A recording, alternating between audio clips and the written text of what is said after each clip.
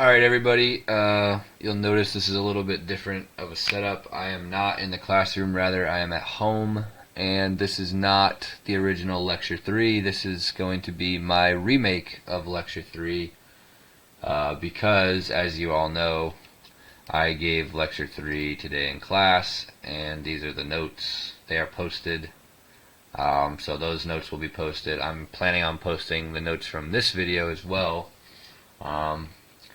However, my lecture video from class today did not record with any audio. I have no idea what the problem was. You see this little icon in the bottom. That means that Loom is using my microphone. When I don't have a microphone selected, this icon disappears. It was there in my video earlier. It's there in my video now. I have no idea what could have happened with the audio. So yeah, I'm just going to pray that I don't spend the next roughly hour talking about circuits again to find that my exported video has no audio, but if that's the case, then I'm going to have to move forward with some new software or something, because this is not attainable. Anyway, let's open up the document here. So basically what I talked about today in class, I introduced current sources, I introduced series resistors and their equivalents, I introduced parallel resistors and their equivalents, and I worked some examples. So I plan on doing pretty much all of that again, maybe not in exactly the same order or with exactly the same problems. Obviously no one's here to ask me questions, so I can't really answer questions, but any questions you guys have, of course, you can send them in the Google group, or we can address them in class next Monday. So basically, up to this point, we've talked about voltage sources, batteries, but today I introduced the concept of the current source, so that's the first thing I'll go over here.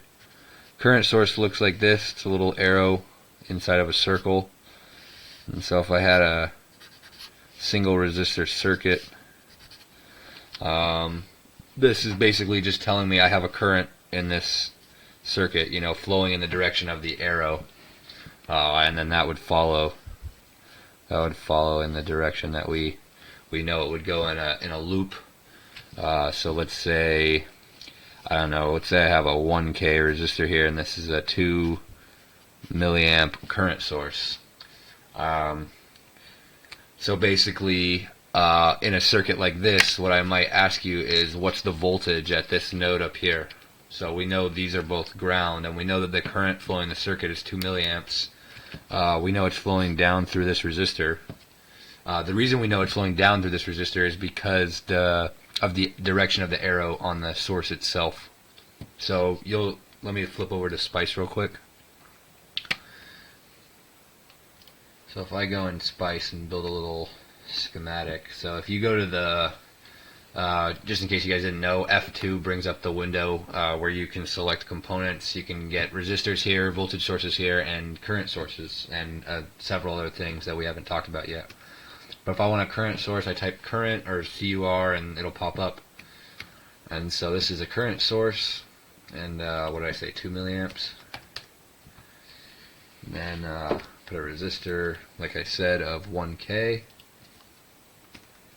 And so this is what my circuit would look like in LT Spice. So this is the same circuit as I have drawn over here. And so if I wanted to solve, like I said, what's the voltage here? Call it Vx. If I want to find that voltage, I just use Ohm's law, where V is equal to I times R. And in the previous cases where we had a voltage source, we knew the voltage and we knew the resistance, and we were trying to find the current.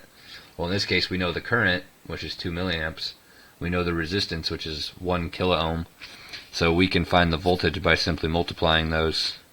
So in this case, 2 milliamps times 1 kiloohm. And so this is going to come out as units of volts, obviously, because if I multiply current times resistance, I get voltage. And you'll also notice that milli means 1/1000th, and K means 1000 So the milli and the K cancel each other out, and I can just multiply 2 by 1, and I get that my Vx, in this case, is 2 volts. Okay, so let's go over to Spice and just verify that that's the case. Let me call this node Vx.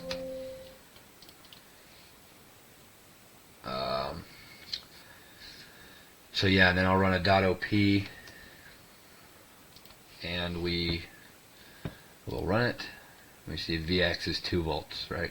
Vx is 2. My current obviously is 2 milliamps because I'm forcing 2 milliamps through it. That's what this current source does. So the same way that a voltage source kind of fixes a node at a particular voltage, a current source fixes a branch or a wire at a particular current. So yeah, that's a brief introduction to current sources. Anyway, let's get back over here and I guess onto a new page maybe. Basically up to this point we've been solving circuits that have one resistor in them, basically a voltage source and a resistor. Well, today we're going to get into some circuits that have more than one resistor, and they're a little bit more complicated, but not too much so that they shouldn't be too difficult. So I talked about them today, but I'm going to recap them. Let's get this cursor out of here. So basically, let's say I have a circuit that looks like this. A little voltage source, and I have a resistor like this and like this. Okay, we'll call this one R1 and this one R2. This will be my voltage. So, say I give you a circuit like this, which is exactly what I gave on the homework that's due Monday. And I want you to find the voltages in this circuit. So we'll call this V1 and V2. And I want you to find those voltages, and I also want you to find the current flowing in this circuit, I.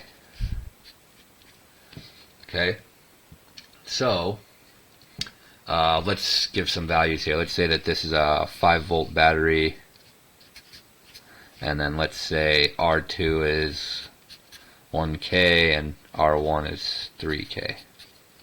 Okay, so I want to find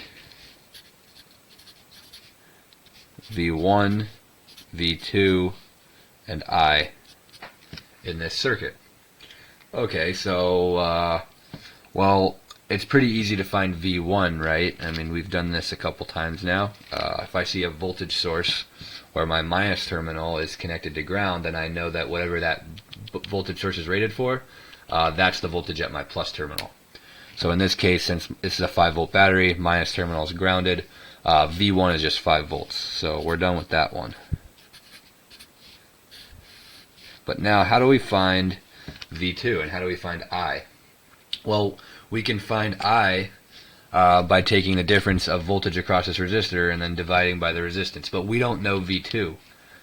So basically we're stuck unless we use an equivalent resistance circuit. And what is an equivalent an equivalent resistance circuit? Well, basically these two resistors are connected in what's called a series. Resistors connected in series. And so what does that mean? Resistors connected in series are basically resistors that share one single node, and they have the same current flowing through them. And when I say the same current flowing through them, I don't mean that if you have a circuit and any given pair of resistors has the same current flowing through it, then those are connected in series. That first part that I mentioned about them sharing a single node is also important. So if I take these two resistors and I look at them, this resistor and this resistor, they share this common node right here. This node right here is shared by these two resistors. However, R1 is connected over here to the plus terminal of this battery, and R2 is connected to ground. So they only share this one node. They don't share any other nodes. Because later we're going to look at parallel resistors, and parallel resistors share two nodes. and that's what makes them parallel. But resistors connected in series share one node and same current through them. So that's important. This is series. And so what's convenient about series resistors is that we can actually combine series resistors into an equivalent resistor to make the circuit simpler. And so what do I mean by that? Well, what I mean is that we can take this circuit with this voltage source, 5 volts, and these two resistors, and we can make an equivalent circuit that has the same voltage source, 5 volts, but one single equivalent resistor. And this circuit will have the exact same current I flowing in it as this circuit. And that's important because this is a much simpler circuit to solve, right? If we know what this resistance is and we know that this is 5 volts, we can easily find this current. And then if we know that this current is flowing, the same current flowing here is flowing in this circuit, we can come back over here, and knowing this resistance and this current, we can then find V2, and then we solve the circuit. So that was a lot to unpack maybe, but bear with me. When you have series resistors connected in series, to find their equivalent, all you do is add them. So to find the equivalent resistance, add them. Add their values. So in this case, R1 was 3K and R2 was 1K. So REQ would be 1K plus 3K or 4K. So now I know that I have 5 volts here, right? And I have 4K equivalent resistance. So if I take my I is equal to V over R, that's just 5 volts over 4K, which is going to give me 1.25 milliamps. And so now I know I, in both circuits, the circuit with the equivalent resistance is I, and I know that that's the same current that flows in this circuit.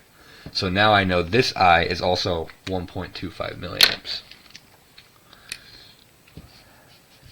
So this I is 1.25 milliamps.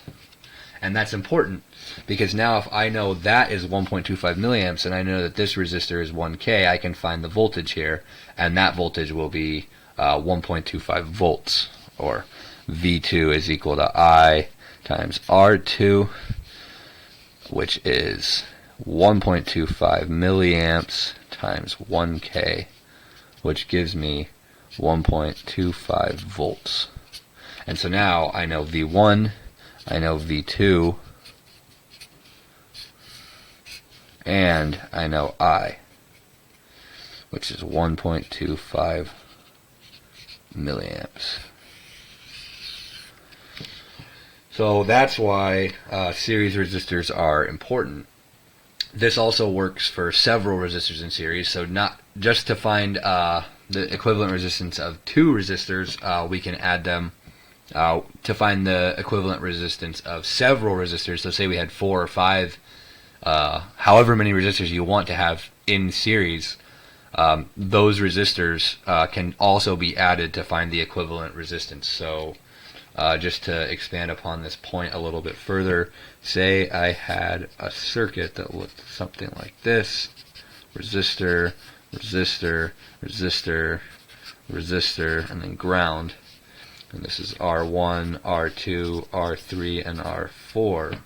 If I wanted to create an equivalent circuit to make my life easier so I could find the voltage here, here, here, and here, all I would do is draw an equivalent circuit that has a voltage source and a resistor, my R equivalent, and in this case my R equivalent would be equal to R1 plus R2 plus R3 plus R4.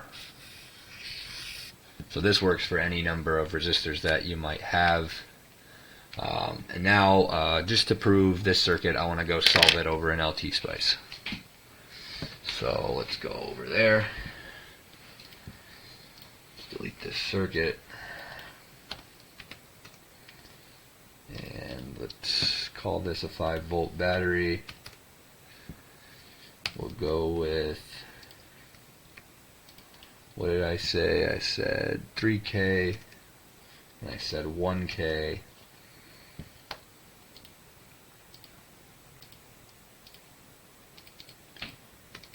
And then I called this V1,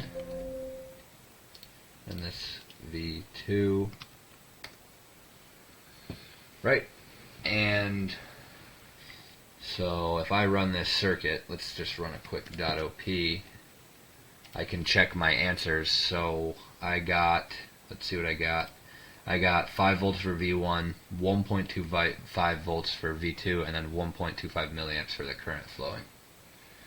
So let's come back over here and check. So I get 5 volts for V1, 1.25 volts for V2, and then 1.25 milliamps flowing. It's showing negative because of the way Spice is defining these currents. So let me just flip these resistors. If you ever get negative when you calculated positive, try flipping the resistors. I mean, obviously know that you're correct in doing so, but now I should get positive currents through the resistors. So yeah, I get 1.25 milliamps flowing. And so just to prove my point about the equivalent resistors, let me make an equivalent circuit. So this would be my equivalent circuit, where this is, I'll call this V equivalent. That's just going to be 5 volts again, of course, but the point of the equivalent circuit is that it has the same current flowing as the original circuit. So if I go ahead and make my equivalent, which is 4K, I can run this circuit as well, and I'll see that the current flowing through R4, or here, I'll call this R equivalent.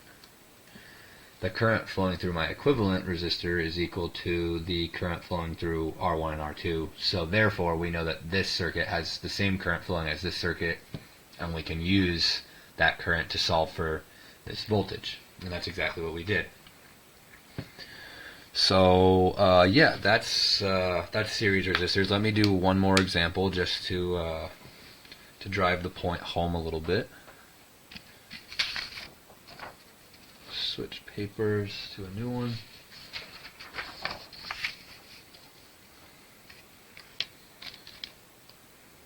So let's come back on camera. So let's do another example. Let's go with something nice, like this will be 10K. This will be 10K. And let's make this, I don't know, 20 volts, just for the heck of it. So, in this case, I would ask you also to find V1, V2, and I, which is the current flowing in the circuit. So again, we're stuck. We know V1, obviously. V1 is going to be 20 volts because that's a battery with the minus terminal grounded, and the battery's rated for 20 volts. So we already know V1 is 20 volts right off the bat. But now we don't know V2. So what do? We're going to find an equivalent circuit. So the equivalent circuit would be same battery, my 20 volts, connected to ground with an equivalent resistor. And in this case, it's 10K plus 10K, so I get 20K. Right? Sorry, I got a little mess of markers here. Alright, so we want to find this current flowing in this circuit. This voltage doesn't really matter to us. We know it's 20 volts. Actually, it does definitely matter to us. Sorry. Well, if we want to find I in this circuit, we know that that's the same as I in this circuit. And I is equal to V over R. So in this case, it would be 20 volts divided by 20 kiloohms, which gives me 1 milliamp. Nice and easy. So now that we found I in this circuit, we know that that's the same I that we have in this circuit.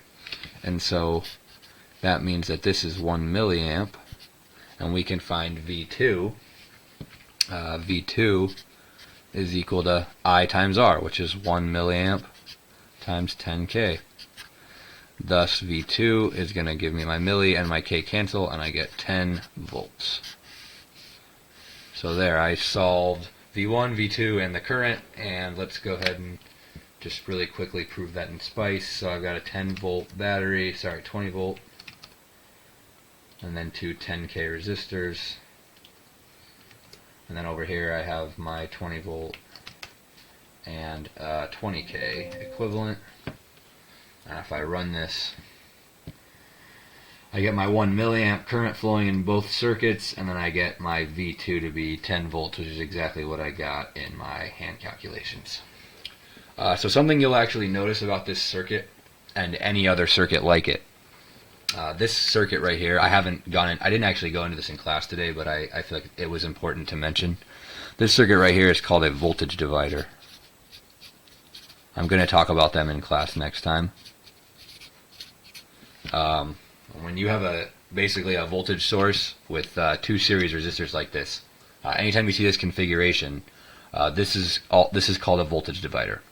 And there's an equation for how to get V2 very quickly without having to do this equivalent method, but I wanted to introduce this equivalent method first. But next time I'm going to introduce the method for how to solve it very quickly. However, if you notice, V2 is exactly half of the input voltage, V1. So we had 20 volts here and we had 10 volts here. That's because these two resistors are equal. If these two resistors were not equal, then this voltage would not be half of the 20 volts. However, any time you see a voltage divider like this, where these two resistors are equal, whatever voltage this is going to be half, without fail. And the reason that is because the voltage drop across the resistor is equal to I times R, right? Well, if the same current is flowing in the circuit, which it is, and the resistors are equal, which they are, then you get the same drop across each resistor. And so that means that half of the voltage has to be dropped across this resistor, and the other half is dropped across this resistor, bringing us to 0. So basically, V1 sits here, whatever that voltage might be, 0 is at ground, and so this V2 is like a midpoint between them. Half of it gets dropped here, half of it gets dropped there. So yeah, I'm going to talk about that more in class on Monday, but just wanted to introduce the topic here since it's right there in front of us. However, I think I've pretty much covered series resistors to a good level. There are some problems like this on your homework. I hope you don't have any trouble with them. And now I want to cover the other type of resistor connection, and that is the parallel connection of resistors. So let's go on to a new page where I can cover parallel resistors.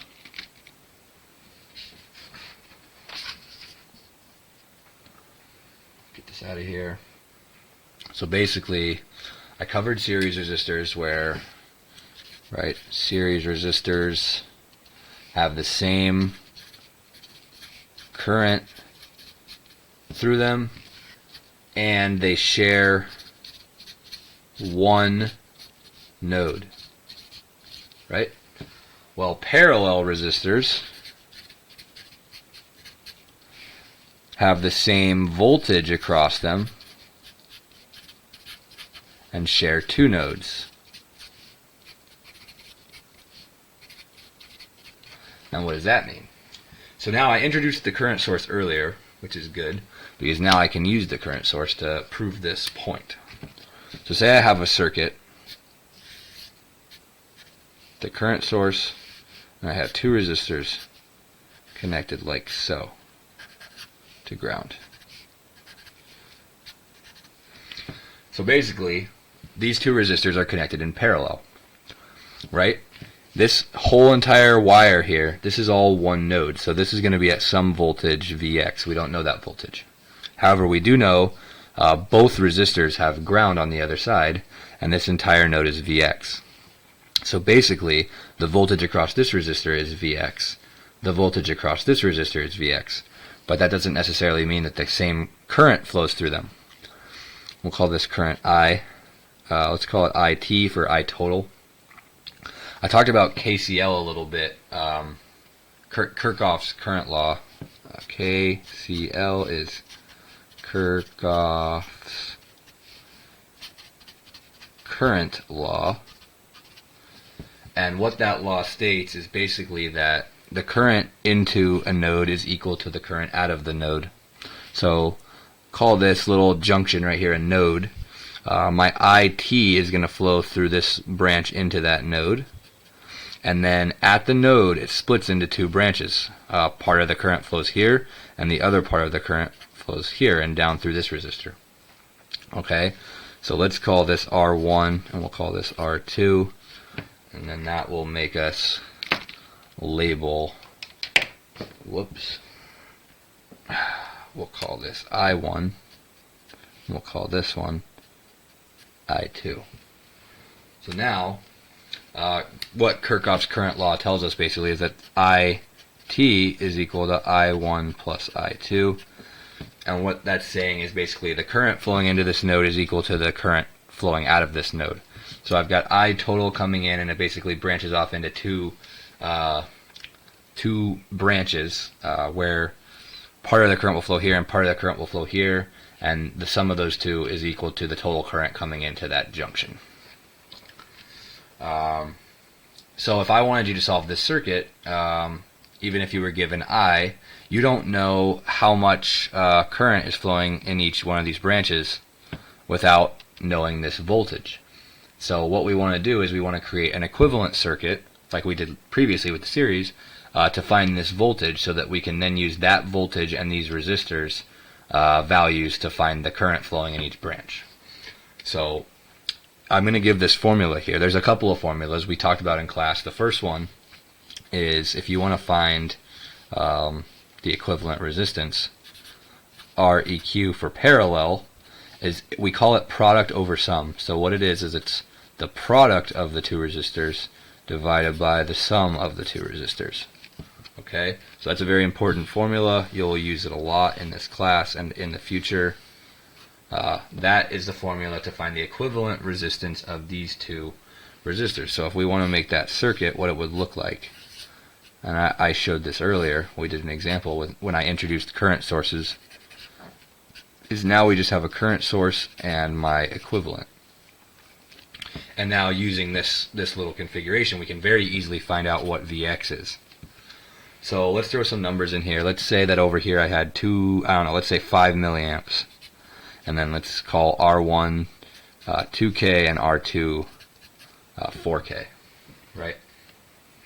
So if I wanted to find my equivalent resistance for this circuit, I would take 2K times 4K, right, my product. So let me write it, product over sum. That's what we call it, that formula. It's the product over sum formula. It works well for finding basically the equivalent resistance of two parallel resistors. I mentioned this in class. It does not work if you're trying to find the equivalent resistance of several resistors in parallel. So if you had 3 resistors in parallel, this would not. You can't just go R1 times R2 times R3 over R1 plus R2 plus R3. That wouldn't work. Basically, this equation is derived from another equation, and that equation is 1 over R1 plus 1 over R2 is equal to 1 over R equivalent. And if I solve this equation basically for R equivalent, basically I take the inverse of this side and the inverse of this side, I get this formula here. But if you add more resistors to this equation will still work. You'll get 1 over R1 plus 1 over R2 plus 1 over R3 plus 1 over R4 forever equals 1 over R equivalent. That is still correct. But if you solve that equation for R equivalent, you're not going to get something like this. You're going to get something slightly more complicated. So basically, just know that this only works for 2 resistors. If you use this, let me note over here, 1 over R1 plus 1 over R2 plus ... plus 1 over Rn equals 1 over R equivalent. That will work for any number of resistors. You can use that all the time. So for parallel, to find the equivalent resistance of parallel resistors, this will always work. It's just a little easier to use this one really rapidly when you want to find the parallel resistance, or sorry, the equivalent resistance of two parallel resistors. You need to use this if you have more than two. So basically back over here. So I had 5 milliamps, 2K, 4K. So I want to find my product over my sum. So I'm going to do 2K times 4K divided by 2K plus 4K. So 2,000 times 4,000 divided by 6,000. That gives me 1.333K. So that's going to be my equivalent resistor. And so what I talked about earlier is when you find the parallel resistance of two resistors, you basically are always going to get a value, an equivalent value that is less than the two values you had over here. So right, I had 4K and 2K. My equivalent value is 1.333K, which is less than both of these values. That should always be the case. So if you're calculating your equivalent resistance for parallel resistors, and you get a value that's greater than either of these values, it's incorrect. Your calculation was incorrect. The reason being, let's say I had a circuit that had a current flowing, and then I had just one branch. So let's cover up this branch. Basically, this current sees 2 kilo ohms of resistance, right? That's the only place that current can flow. It has nowhere else to flow. But if I give it another branch, now there's more resistance here. But now that equivalent resistance is less than the 2K because now this current has two paths to flow through it. It's not forced through this 2K. It can flow through the 2K and it can flow through the 4K. So the equivalent resistance overall is a little bit less than the original 2K, even though I added more resistance. Because that resistance is not in the same path. It's basically providing another path to ground. And current wants to flow from higher potential to lower potential. So we're giving it another path, which basically decreases the equivalent resistance. So just so you get, I don't know why it's acting like that's a face. It's seeing it as a face. Why is it doing that? I don't know, this software is weird. I'm telling you, if this video comes out with no audio, I'm going to rip my hair out. Anyways, so this is the case for parallel resistors, where your equivalent resistance will be less than your other two resistances. In the case of series resistors, your equivalent resistance will always be greater than your other two or several resistors. And the reason is now, if you were to add, so say I had just the one branch, I'm kind of going off on a tangent here, but say I had, current flowing through this node and I had a resistor here, right, 1K. Well, so my charge sees 1 kilo ohm of resistance. And then I put another resistor here of 1K. Well, now it still has no other choice but to flow through here, but now it sees 2 kilo ohms of resistance. So that's where my equivalent resistor comes from. It sees this 1K and this 1K, which is basically 2K. So my REQ would be 2K. That's why resistors in series add, and you'll get an equivalent resistance greater than your initial values. So if you're trying to find the equivalent resistance of parallel, just remember that value should be less than your other two values. If it's not, then you did something wrong. Anyway, back over here. Let's keep going with this. So I've got 5 milliamps and I've got 1.33K. I know that my 5 milliamps flows in the circuit just like this. So to find Vx, I can solve it by multiplying my I through the resistor times my resistance. And I know that my K and my milli cancel. So if I just multiply 5 by 1.333, I'll get that voltage. And that is 6.66 volts. Or 6.65 volts, whatever you choose. And that's Vx. And so now why is that Vx important? That Vx is important because that's this same Vx here. And if we know this Vx, we can now find I1 and we can find I2 because we know this resistance and we know the voltage across that resistor, and we know this resistance and we know the voltage across that resistor. So if I come down here, so I'm solving for I1 here. I1 is equal to Vx, which is 6.65 volts, divided by my resistor here, which is 2K. So what does that give me? Let's see, divided by 2K, 3.33 milliamps. And so based on KCL, Kirchhoff's current law, I would guess that for the other current, I'll get about 1.67 milliamps, because like I said, those two currents should sum to 5 milliamps. but let me solve it anyways. Just to prove that I got 3.33 milliamps, let me show my calculator real quick. I did 6.665 volts. Oh, sorry, I missed a decimal there. That's okay. 3.333 milliamps is what I solved here. And so now I'm going to take, to find I2, basically I'm trying to find this current. I'm going to take that same voltage, because that's the same voltage across this resistor, and divide by 4K in this case. And yeah, like I said, I missed a 6 here, so there should be one more 6 in here. So I divide that, and I get 1.66 milliamps. And yeah, you see that the sum of these is basically equal to 5 milliamps, and that's exactly what we would expect from KCL. So that's a problem that you're going to see something very similar to on the homework. Is you're going to have some circuits that look like this. Basically what you need to do is collapse these resistors into an equivalent resistance, find this voltage, and then you can plug that voltage back in over to this circuit, because these circuits are equivalent, and then you can find the currents. So what I'm going to do now is I'm going to basically do this problem in Spice just to prove it, so that it doesn't look like magic. So let me nuke this, make a little current source. What did I say? I said 5 milliamps. And I had some resistors here. And that's going to be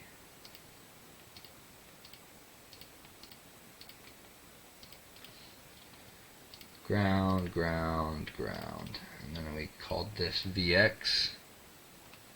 Well, we get 6.665. So if I put a, let's see, 2K here and a 4K here, and then I run this, we should see exactly what we calculated. Basically 6.66 volts up top, VX, and then the current flowing. Let me flip those so that we don't get negative currents. Sorry guys. Run. So I get my 1.66 milliamps and my 3.33 milliamps, exactly like I calculated here. Right? And my 6.665 or whatever, 6.66 volts. I mentioned this in class today too. We round a lot in engineering. All these significant figures aren't very meaningful to us, and the reason being, when you're working with real resistors, real devices, real voltage sources, nothing is exact. There's something called tolerance.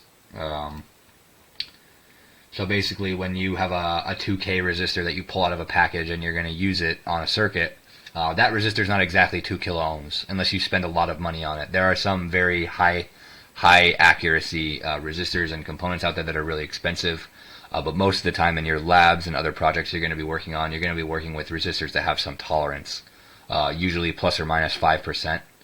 And so let's see what's 5% of 2,000. I don't really want to do it in my head.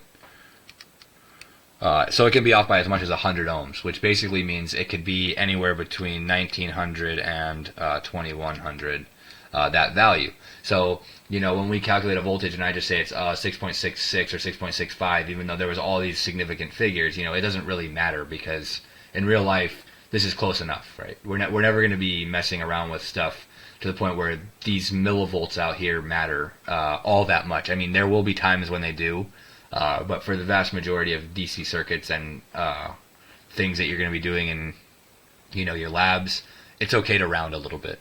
Obviously, don't go crazy. Like, don't round this to 7, because that's a pretty big deal. But like 3.33333, like, you don't need all those decimals. Like, just throw a couple out here that are accurate, and that's good enough. Okay, so I've gone over current source. I've gone over series resistors. I've gone over parallel resistors. Basically, this is everything you need to solve the homework. I didn't want to redo the entire lecture because it doesn't seem super necessary. But I did want to post something with audio because I felt really bad that the initial video didn't work. So for everybody who didn't attend, this is kind of like a brief summary. It may be 20 minutes shorter than the actual lecture today. But I covered all the main things that I covered in the lecture. If you have any questions or anyone has any questions, feel free to email the Google group and I'll answer them. For those of you who were there today and you're seeing this, I'm sorry that the initial lecture didn't post. And if you wanted answers to your questions, I still posted the PDF of the notes, but I was unable to post the video because of the audio issues. So I'm sorry about that, and I'm going to try and get this figured out. I don't know what's with all these issues. I had the microphone activated. I truly don't know what could have possibly gone wrong. And now that we're 40 minutes into this video, I'm just praying that I'm going to hit stop and I'm going to press play and I'm going to hear audio. So we will see what happens. Thank you guys, and I'll see you all on Monday.